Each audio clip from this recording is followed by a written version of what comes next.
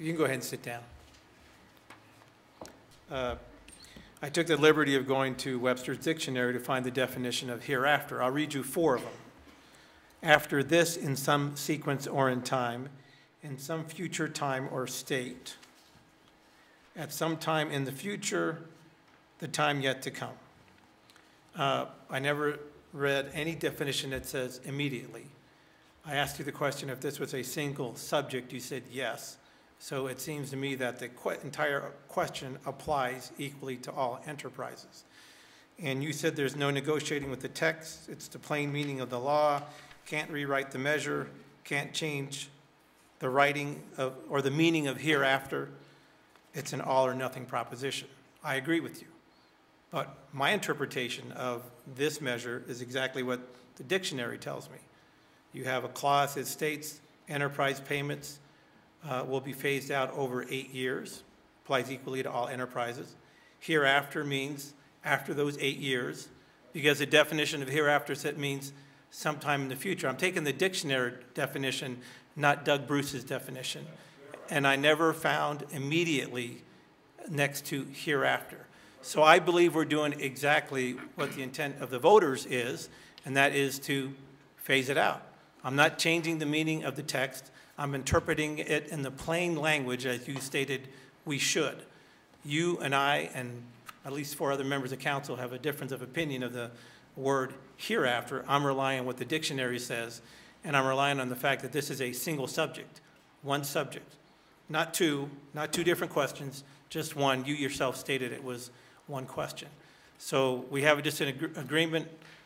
It may end up being litigated, and I believe I'm doing the will of the voters.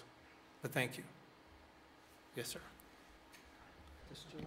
No, I think he was going to make a comment. Where are you going, Mr. Bruce? I agree with the mayor. I mean, I looked at, went to my dictionary too. And Mr. Bruce, this is not a debate. You had your chance to speak. Exactly. Give me a second, statements. Douglas. After this, in sequence or in time, some future time, same thing. It's also interesting that in what you presented here, you split the paragraphs, again suggesting that the average person would think of it that way. The way I've seen it on your website and other places, it's all part of one long paragraph.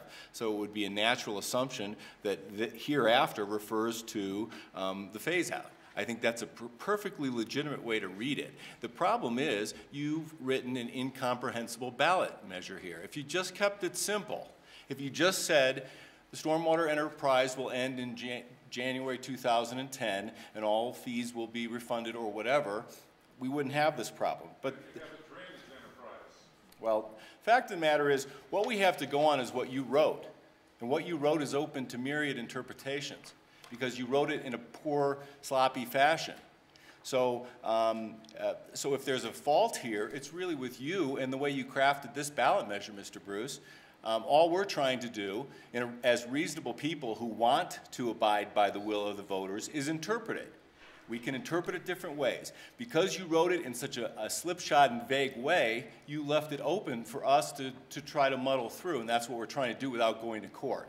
As far as negotiations, what we agreed on, well, we're not trying to negotiate with you, but at a utility board meeting, we had a discussion about whether it would be reasonable to talk to you and get some clarity on some of these things so we can better understand it, so we can better implement what you're asking us to do.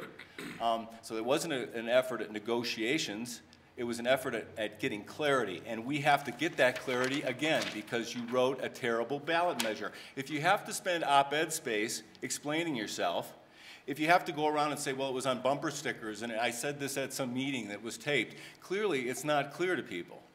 Now, I concede that people were interested in doing away with the stormwater enterprise, but I think it's reasonable, according to my reading of it, and we can differ on that, that we're acting, I support a 2-year phase out. I think it's the responsible thing to do. I believe we're abiding by the will of the voters, and I just happen to think a 2-year phase out is the responsible and orderly way to go about this. And we may differ on that, we obviously do.